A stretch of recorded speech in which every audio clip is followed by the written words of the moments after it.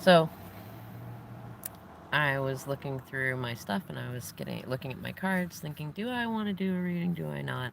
And I laughed because then I went to look for my lighter for smoking. And I found in between the seat some cards. This is one of my favorite things about tarot decks. They're very much alive. And I know there's no way that I just accidentally set them there or left them there. I'm very careful with my cards. I love my cards. So, but they like to do that sometimes. And I love it. I love these magical experiences. I know you're going to also. And please, if you have had experiences like that, with whether with tarot cards or other objects, because crystals like to do that too, and so do charms, share them in the comments below. So, I love it because the cards that came up too, they affirmed my intuition. And what they were was the Hermit in reverse, the Eight of Wands in reverse, and the World card, right? Now I want to show you some of the processes. I feel like that's what Spirit's been calling me, show some of the process. Like show your work when you were in school. So the first thing on my mind that comes up is what numbers do we have here, right? So we have 21, we have 9, and we have 8. Now first, my mind says, okay, 8 and 9 is 17. So we have the star card energy in there mixed in with this. 17 also equals 8, which is strength, beauty and the beast, the light and the dark, the beauty, the part of us that is both, and also the dynamics that we have with others, right? And then if you add 8 to 21, you have 29. And that's not a tarot card number, so then I add the two together to make 11, which is the Justice card, and also reduced down to 2, the High Priestess card, which, if you did watch my last video, you know why that's very, very important. Also, it's Divine Feminine in general. So when we add all of these cards up and we reduce them down to their most basic energy, we have Divine Feminine energy. Look at that.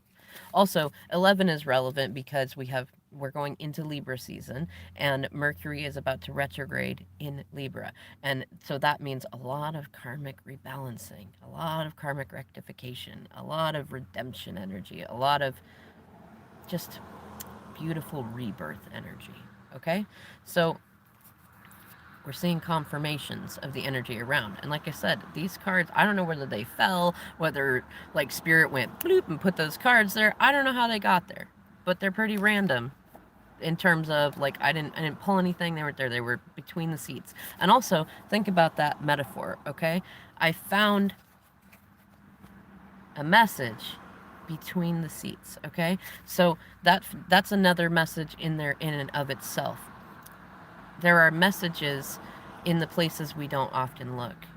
Our DMs send them to us. We send them to ourselves. Future us sends them back to us and leaves them in there. Also, I'm reminded of the cockroach totem, which is one that I really like. They get into small places that nothing else can get into. They're exceptionally hard to kill and to get rid of. But those are good qualities sometimes when you get in there, and that's how light work often works. It gets into like the places where we're broken, the places where we've cracked open.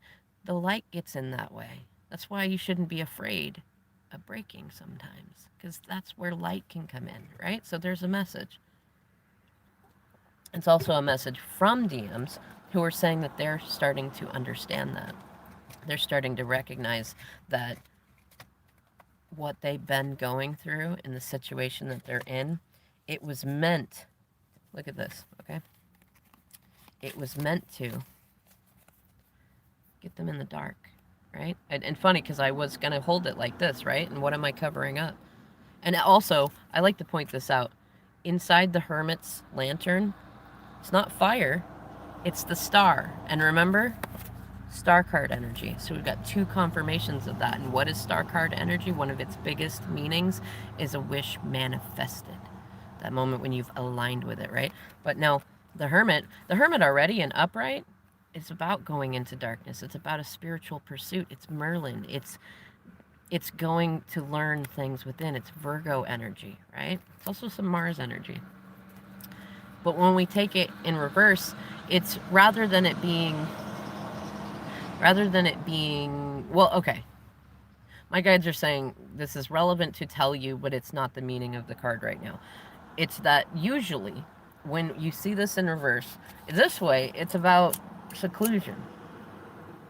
It's about surrendering to alone time. It's that earth sign, I'm going to go read a book and lean against a tree, and I'm going to love that. But this way, when you have it reversed, it feels like you're being required to sit in the dark. And in this way, you have the lantern. It's up, it's bright, it's in there. But in this way, imagine that the lantern, it's either too dim to show you anything beyond your hand holding it, or it's not lit at all, or rather it's more like, so if this, sometimes I like to take the cards in a literal sense, is when it's reversed. Well, okay, so what would happen to this character if he was upside down? His robe would fall over his head, right? And that's why I like going for a direct meaning too, because it's very specific, right? The hermit in reverse is like you're on a spiritual journey, you're in a dark night of soul, but you got your robe over your head, right? It's kind of like trying to find your way out of a wet paper bag, right? And you still got all the guidance, it's still there. And what it feels like, the message though, the message coming from DMs is that this is where they were. This is where they've been stuck. They've been stuck in that place of feeling like,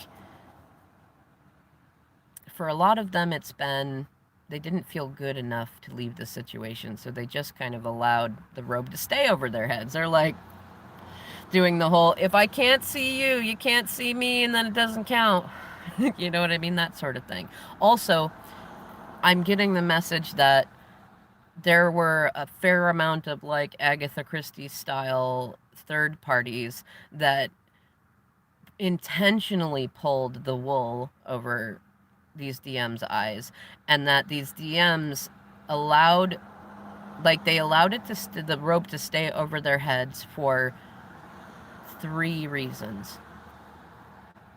The first was that they recognized they had gotten themselves into a hot mess, and they didn't want to look at it because they felt so embarrassed that they did that, especially because they had warning, and probably from you.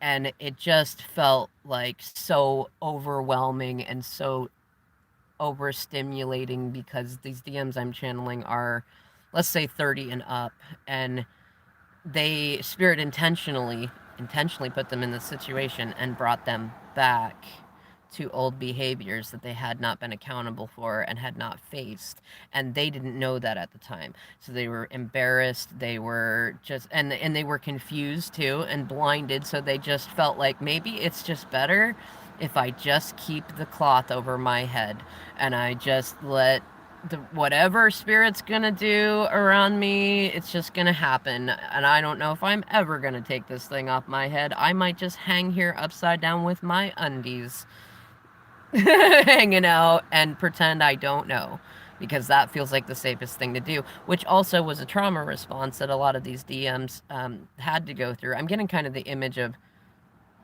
being locked in rooms, being locked in closets, being told that they can't have electricity if they don't behave themselves.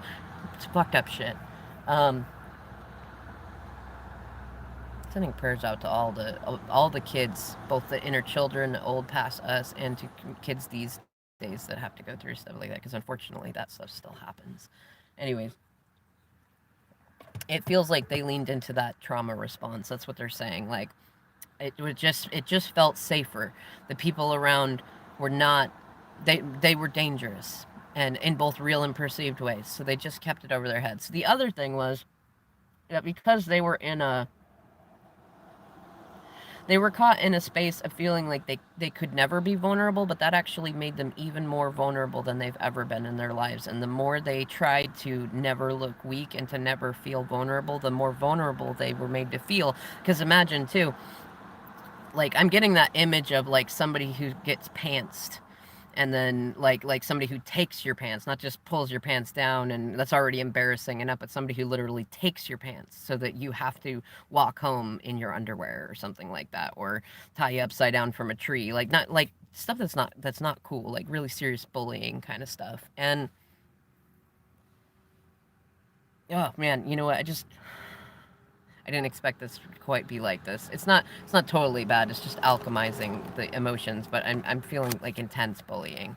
And because the bullying was going on like that, It was a combination too, is like, I'm getting the image from DMs that, and some of you might resonate with this, that it's like they had, it's like having your shirt pulled over your head and you're pantsed, but then the person who's doing it is telling you they love you and that they're doing it for you, and then trying to convince you that you like it, and because you're in a vulnerable state, and because you're cracked open, and you're manifesting more vulnerability because you feel like you need to be less vulnerable, which is something that, if a lot of people around you are telling you that, you start to feel like you need to do that. And then you start believing the people that it's, no, it's perfectly right that I'm being embarrassed and treated this way. I like it this way. Oh, I know what the message is. Okay, yeah. So they've been told that they like the abuse. They've been gaslit a lot into it. And a lot of these third parties, I'm going to say there's some timelines where they knew what they were doing. They knew how to fuck with people like that. It doesn't make them overall bad people. It's part of their journey. And everybody will be grateful for the malevolence later. And then others, they were repeating what happened to them. This is most of them. They were gaslit too by people who were gaslit and things like that. And it came through and it created this experience. And this is part of why they had to align with your DM and then with you on your journey, so that we can continue to end these cycles overall in the collective. Okay. So now that that's said, the DMs are saying that they had people that were telling them, like, hey, you don't have to let people treat you that way. You were probably one of them, like, you don't have to let people treat you that way. Or, are you sure you like being treated that way? It feels like a combination of things. It's more like, if you make it more real life stuff, like, are you sure you like someone who violates your privacy all the time and pretends to be you when texting other people? Are you sure that you like it when people tell you they don't trust you for anything? Are you sure that you like it that they're spending all your money on stuff and ruining your credit? And are you sure that you like these things? And like, they were in such an up and down state, and a lot of them, because of the Neptune and Pluto aspects, also dove back into addictive behaviors like drinking and things like that. And so it was kind of like, the image I'm getting from them is like parking your car on the train tracks and then getting out and seeing the train coming, and in your brain you're going, I know I need to move the car or it's going to get smashed. I like the car. I don't want the car to get smashed, but you can't move. Like, you're just watching it happen, and you see the train coming, and you want to move it. Like, you've got plenty of distance. Let's say you see the train coming, and you got a half an hour, and like, that you could get in and move it.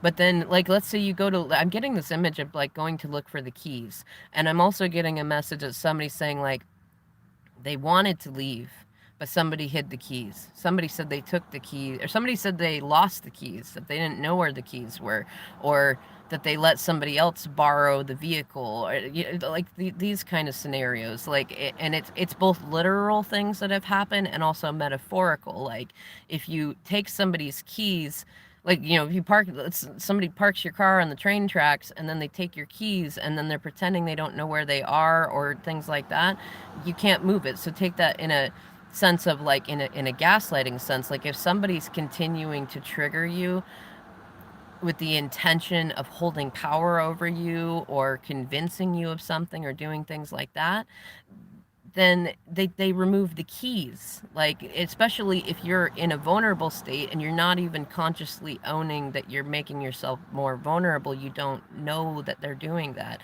And when you're in survival mode, especially a lot of the trauma that a lot of twin flames on both sides have experienced, you go for what feels safest. And if you grew up in an environment where you were mistreated and gaslit and things happen like that, that oftentimes, until you become conscious, what feels safest to you is a contradiction. It's the same toxicity that you came from, because those were some of your first experiences of nurturing, right?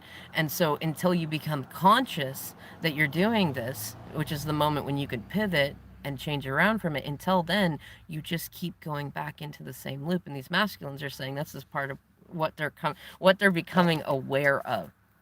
Or well, okay, I'm getting two messages. Some of them have been aware of this for a little while, and they've been doing the pivoting, and it's the old momentum has gotten them hung up a bit, but they've been doing it. There are others who are right now starting to understand this. And it's specifically because this one I like. Okay, so Eight of Wands in reverse.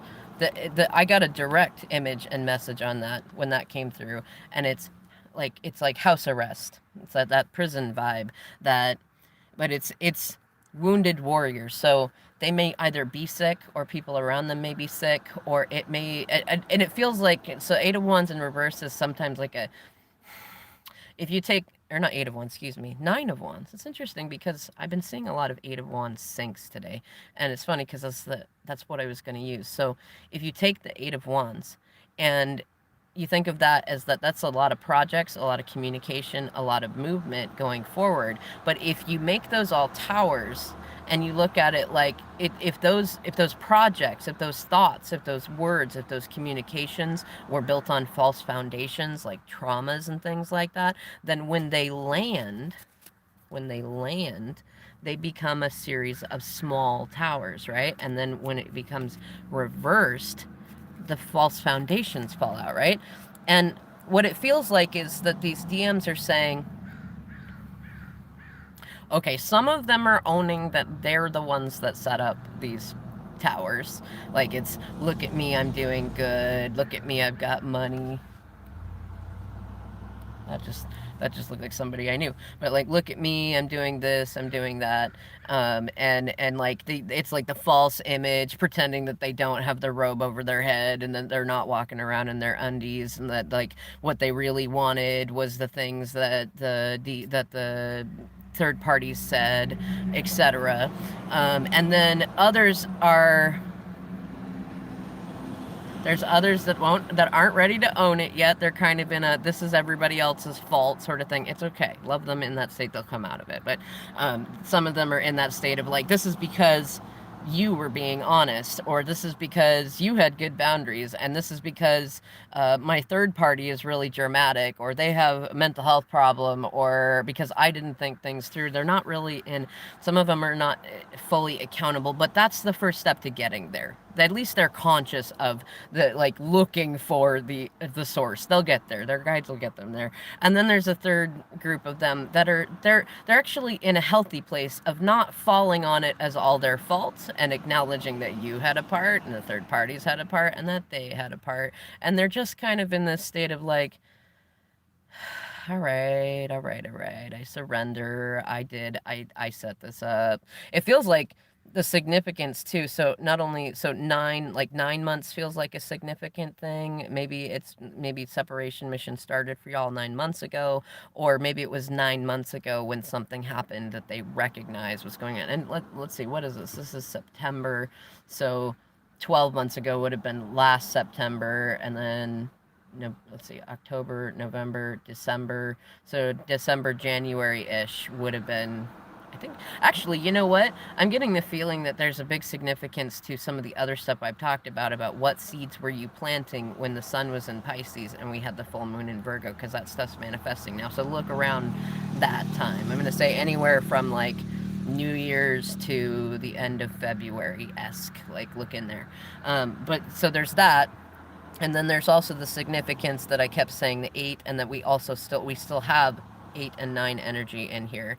Or no, am I wrong? I was wrong. So earlier I had said that we had 8 and 9, which would equal 17, but we actually have 9 and 9, which is still relevant. And because we already had the next affirmation, because I've been saying 8 of Wands when I've been looking at the 9 of Wands. So we already have the 17 energy in there, and we already have the star. So for whatever reason that I said it that way, we'll know what that's relevant for later. But for right now, what that means is we've also got moon card energy in here.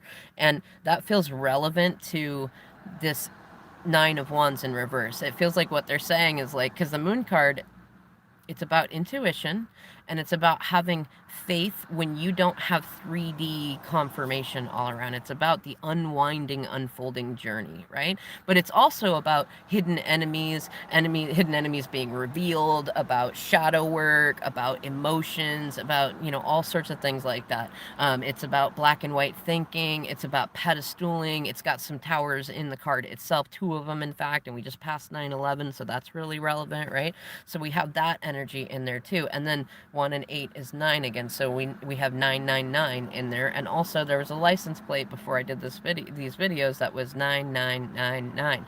9 is also related to the 9 of Pentacles. It's and the 9 of Cups. It's masculine, feminine, single, independent energy. Okay. But the thing that I'm getting from this here is that they were, what's the word? They don't want me to say confused. That's the funny thing, because they were confused. It was confusion. But they're saying it wasn't that they were ever confused about how they felt about you. They were confused about, feels like something about the why. It feels like they were confused about why you felt the way you did about them. That's the main message. It concerned them, especially if you've been in a high priestess state, in an empress state of loving them no matter what they're doing, without pursuing or chasing them, and just being there, like, and not abandoning them and reminding them of their divine side. Like they were confused because every time they, pulled the robe up for a little bit and looked around, all they saw was hot mess, and they weren't seeing what you were seeing. They were disconnected from the positive powers of the moon side, which was their knowing, their faithfulness. They lost faith. That's what it was. You know what? Because having moon card energy in there, and then also having the hermit in reverse, and then this is Chiron energy, but it's in reverse. They lost faith in themselves. And here were little things from spirit saying, you got this. You are still good. Don't take this 3D stuff as an indication that you're a bad person or you've done bad things. But they were confused about that because nobody else around them trusts in that space, lives in that space. But you and spirit have been showing them you've been the one who's been right. And but they were confused by that. The thing that kept them away wasn't that they didn't love you or understand their love for you. They didn't understand your love for them. And they didn't understand, because so many people have lived in a space of, it's always been done this way, so it must always be done this way. It's not fully conscious, but they live in that space. So if you have 10 people that you've grown up with and they're always in a negative space and they're always venting and emotionally dumping and crapping on themselves and crapping on you and getting you anxious and making messes, that's what you expect that life should look like. And if you only have 1 or maybe 2 people that are over here, living aligned with spirit, they're in a good place, they're doing good things, and you've got people over here who act positive, but behind people's back they still talk shit, they still do all this other stuff, they're still negative. And you have this person who doesn't, this person who's evolving, this person who's growing, this person who's telling you good things about yourself, showing you talking good things about themselves. It seems like that's the scary thing, even though that's love, that's warmth, that's safety, all of that stuff. It feels like the opposite, because if you have so many other people over here that are doing the opposite of that, it feels safer to be a part of the norm than to go towards the thing that's actually safer. And a lot of people do this. You can see this politically happening all the time. I'd pick your favorite hot topic that's close to your heart. Most of it is that, you know? And so what they're saying is that they're seeing this now. Some of them are also saying that they're under house arrest. It actually feels more to do with a quarantine type thing, but for some of them it might be an actual house arrest, as in ankle bracelet and all. For others, some of their third parties, wow, Spirit just told me some of their third parties already have, and some of them will get themselves into trouble, so they have to be under house arrest at the house or apartment or place where your DM is, so that they can't kick, so that they have one less reason they can kick them out, because all these towers that they tried to set up were they were strong enough to last a little while, but they were so weak that they just tumble every time, especially every time they hit the light or they interact with you, they just tumbled. And so they're getting creative in trying to figure out how to create another tower, even though they know that at this point it's just a band-aid for it. Other DMs are saying it's not that they're others are saying that they have to rethink things, like a lot of things that they didn't expect to fall apart are falling apart. Some of them are like they're losing the places that they rent, or having to give up mortgages, or having to file bankruptcies. Some of them actually have a lot of money and they still have to do this, and this is really biting their ego, which can be a meaning of this card, you know, but it's humbling them. One of the meanings of this card in upright is learning humility, like, but it's also a space of like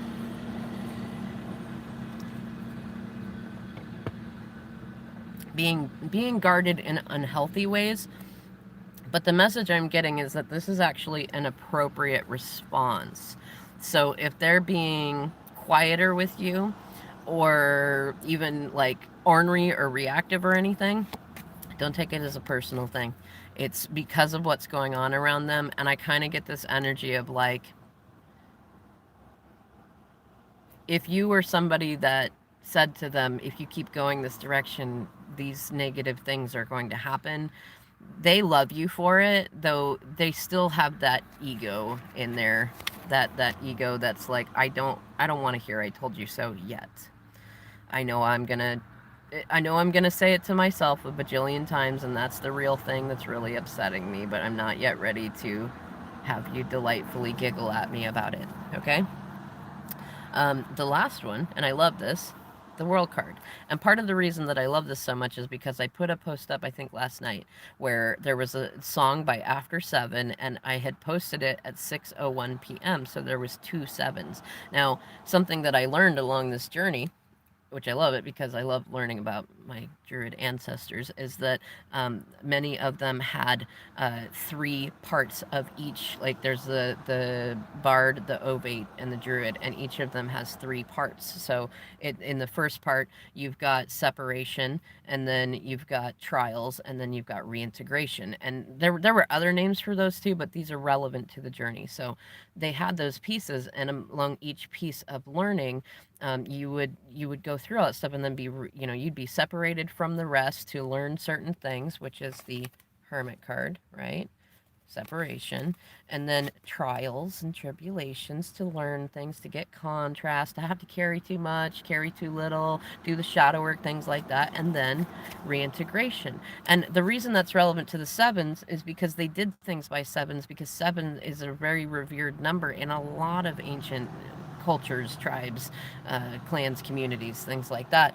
And so if you look at that in tarot, and you take the 7s, you have the Chariot, Temperance, and the World.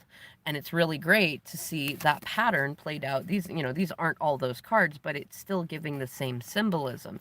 And the World card is the last card in the deck. It is death and rebirth, and it's also reintegration, right? So it's an old cycle ending and leading in. It's the 360. It's the up level, the evolution of it, right? So you'll probably see some more stuff like this going on soon, but and be excited for that, not but, and be excited, because that means, and look at this too, one of the meanings of this card is comfort with vulnerability, right?